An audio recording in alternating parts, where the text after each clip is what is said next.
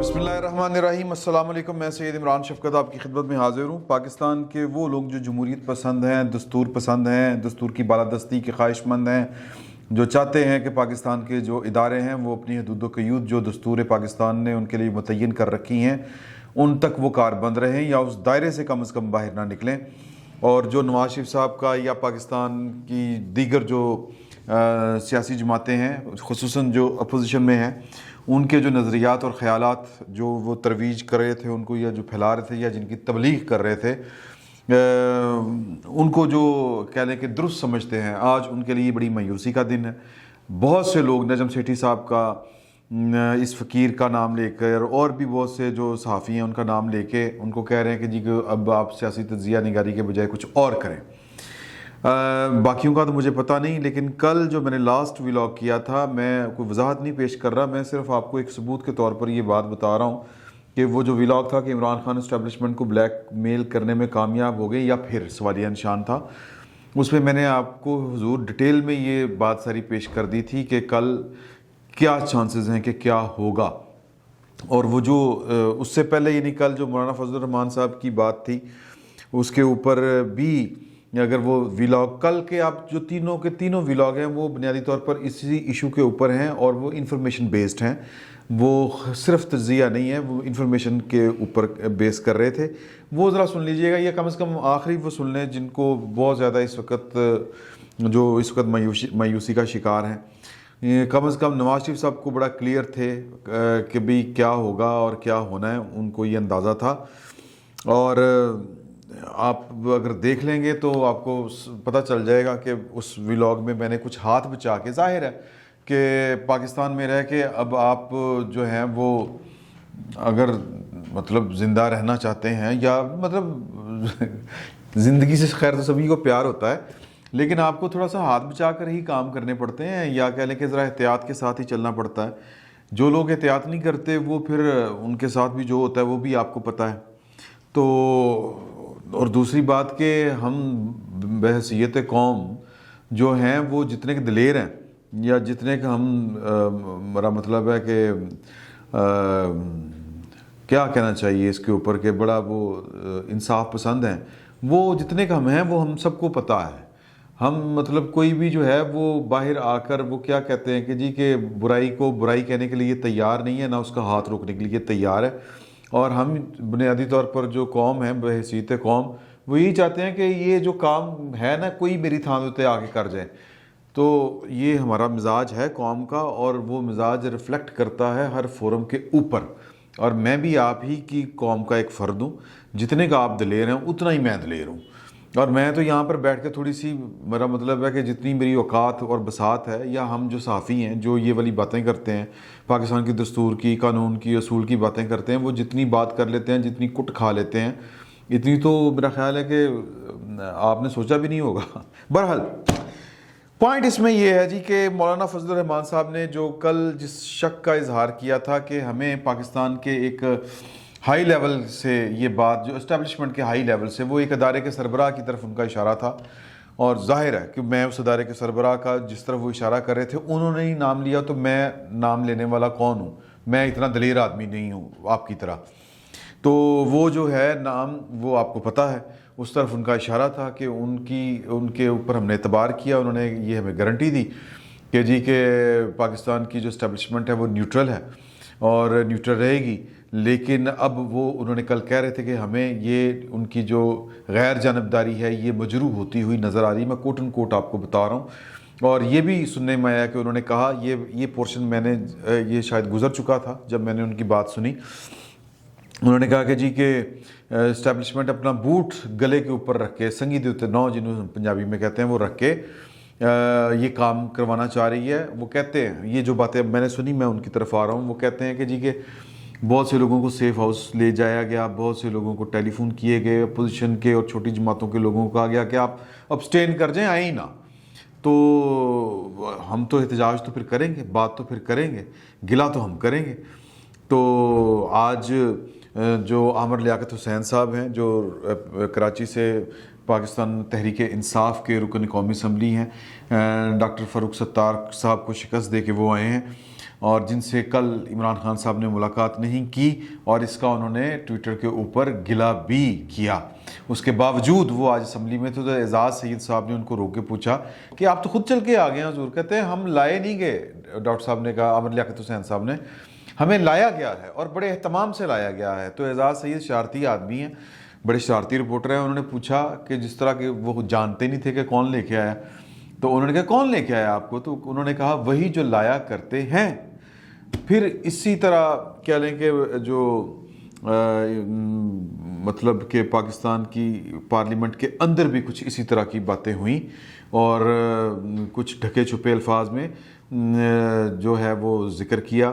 مولانا اسد محمود ان کا نام ہے، انہوں نے بھی اپنی تقریر میں جو کہا کہ ہمیں پتہ ہے کہ یہ کیا ہو رہا ہے، فون کہاں آ رہے ہیں، سیف ہاؤس کیا ہیں، اور 19 سے پہلے آپ یہ کیوں کرنا چاہ رہے ہیں، یہ ہمیں پتہ ہے، ہم تحمل سے کام لے رہے ہیں۔ اور یار کنی دیر تحمل کام لینا ہے، پوائنٹ یہ بھی ایک پوائنٹ ہے، لیکن کہنے کا مطلب یہ ہے کہ اگر ہم اس کو سادہ الفاظ میں کہیں، جو آج پارلیمنٹ کے اندر ہوا، جو قانون سازی کے نام کے اوپر ہوا، وہ پہلی بات تو یہ ہے کہ اس کو انہوں نے کہا کہ جی پارلیمنٹ کو بلڈوز کیا گیا۔ میں یہ سمجھتا ہوں، مجھے یہ کہنے دیجئے کہ یہ ہمیں جو ہوتا ہے نا دن دہاڑے چٹے دن ڈاکہ زنی جو ہو رہی ہوتی ہے نا، مجھے تو لگ رہا تھا کہ ہمارے ساتھ وہ ہو رہا ہے۔ میرے ساتھ ایک دفعہ یہ واقعہ ہو چکا ہے، میرے کو ڈاکو ایسے موبائل کھو کے لے گئے سی، یہ جو ہے شادمان چوک فاطمہ موریل والا گول چکر جو ہے، یہاں پر میں کھڑا تھا، گن پوائنٹ کے اوپر وہ لے گئے۔ تو وہ جو بے بسی تھی، مجھے آج اسی طرح کی بے بسی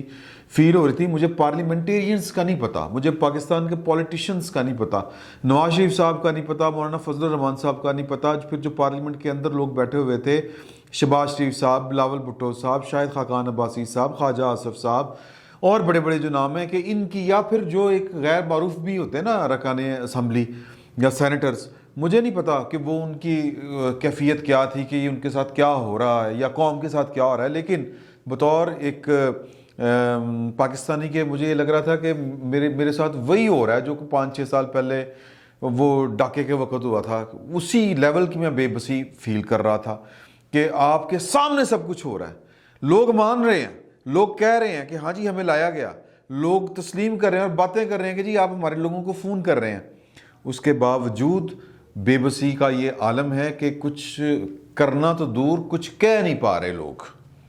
اور یہ بھی جو میں کہا ہے میں نے آپ کو، یہ بھی میں اپنی اوقات سے بڑھ کے یہ والی بات کر رہا ہوں، ورنہ تو یہاں پر اتنا بھی رواج اب جو ہے وہ اتنا بھی کہہ لیں کہ اجازت نہیں ہے، یوں کہہ لیں۔ تو جو ہیں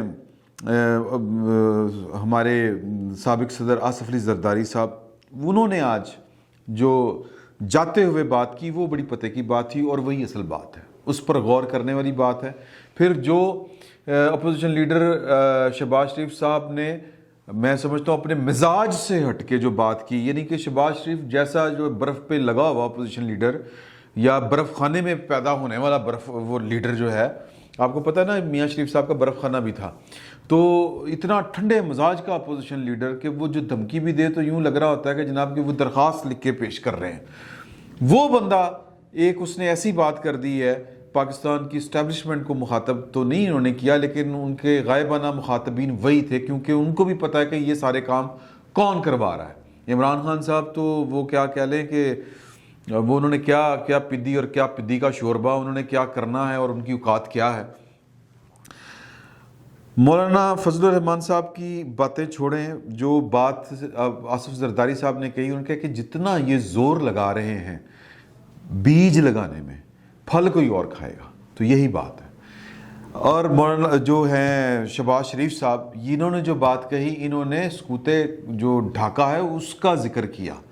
انہوں نے کہا کہ پاکستان 2 لخت ہو چکا ہے عوامی رائے کا احترام نہ کرنے کی وجہ سے، یہ بہت بڑی بات انہوں نے کر دی ہے، اور عوامی رائے کا احترام جنہوں نے تب نہیں کیا تھا وہی آج عوامی رائے کا احترام نہیں کر رہے، سادہ الفاظ میں، اور وہ نہیں کمپرومائز کر رہے، وہ اپنا یہ اختیار جو ریاست کے اوپر اختیار کہہ لیں، یا جو آپ کہہ لیں کہ جو ہولڈ ہے ان کا، ہولڈ کو ہم اردو میں کہے تو آپ وہ غلط اس کی تشریح یا اس کا مطلب غلط نکلتا ہے، بلکہ بڑے سویر مطلب نکلتا ہے، قبضہ نکلتا ہے.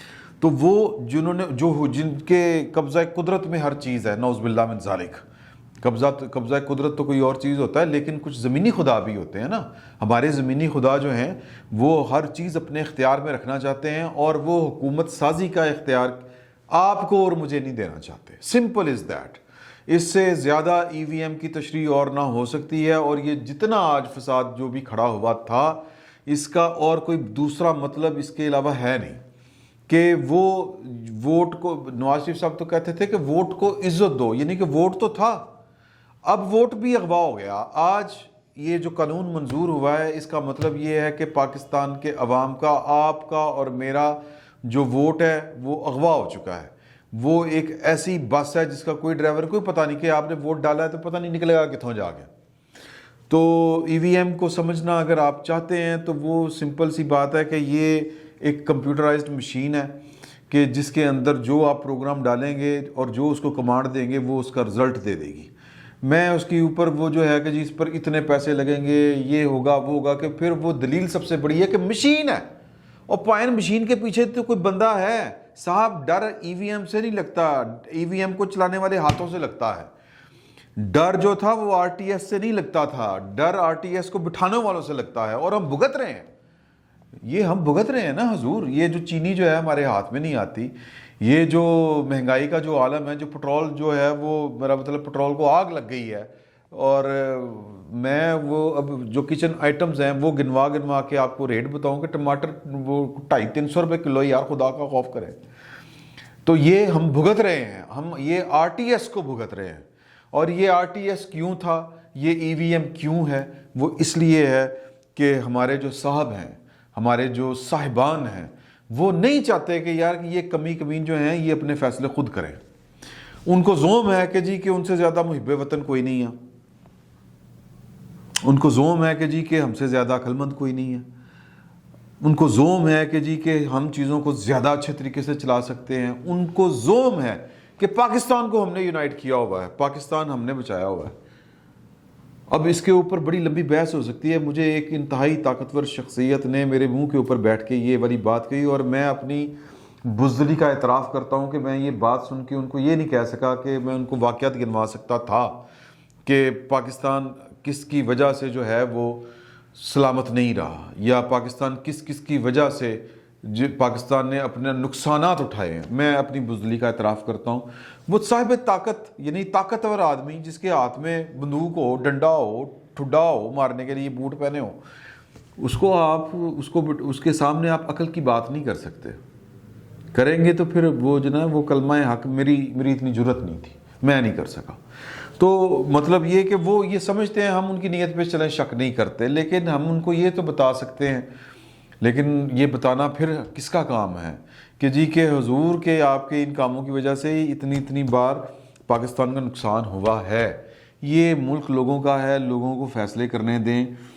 اور دیکھیں ای وی ایم کا جو معاملہ ہے وہ عمران خان صاحب کی سادگی یا وہ داؤ کے اوپر ہے کہ جی کہ میں اپنی مرضی کا کوئی بڑا افسر لے آؤں گا اور اس موجودہ افسر سے لڑ کے لے آؤں گا، اور وہ جب آئے گا تو پھر ای وی ایم کا قانون تو منظور ہو چکا ہے، تو جناب ریموٹ کنٹرول کے ذریعے ادھر سے بھی ووٹ مجھے پڑیں گے، کیونکہ کارکردگی تو جو ہے وہ سو ہے، وہ تو تشریح کی محتاج نہیں ہے. عمران خان صاحب کی جو کارکردگی ہے، تو ادھر جو سمندر پار پاکستانی ہیں ان کا وہ بھی ایک اتنا بڑا ڈاکہ ہے کہ میں اس کے اوپر بھی بات کریں. الفاظ ساتھ چھوڑ جاتے ہیں جب آپ کی کہہ لیں کہ وہ سیاپا اتنا بڑا ہو یا گند اتنا بڑا ہو کہ وہ پھر آپ کے جو الفاظ ہیں وہ اس کا احاطہ نہیں کر سکتے، اس میس کا، اس گند کا، اس کڑمس کا، اس میرا مطلب ہے جو بھی کہنا چاہیے، کیا کہنا چاہیے میری تو سمجھ میں نہیں آ رہا. میں آج تھوڑا سا وہ کیا کہہ لیں کہ مطلب دل خراب ہے، سادہ الفاظ میں یہی کہنا چاہیے. تو اب کہنے کا مقصد یہ ہے کہ پوائنٹ اگر ہم اس کو نیرو ڈاؤن کریں تو وہ یہ ہے کہ پاکستان کی جو اسٹیبلشمنٹ ہے وہ جو پاکستان کے اوپر اس کا جو اختیار ہے، اس کے اوپر پاکستان کے اوپر جو وسائل، اقتدار اور اختیار، یہ تینوں چیزیں وہ چھوڑنا نہیں چاہتی. اور اسی شرط کے اوپر جس نے آ کے اس کے ساتھ ڈیل کرنا ہے کہ ہم تو جو ہیں بھیا ہم تو ویسے ہی رہیں گے.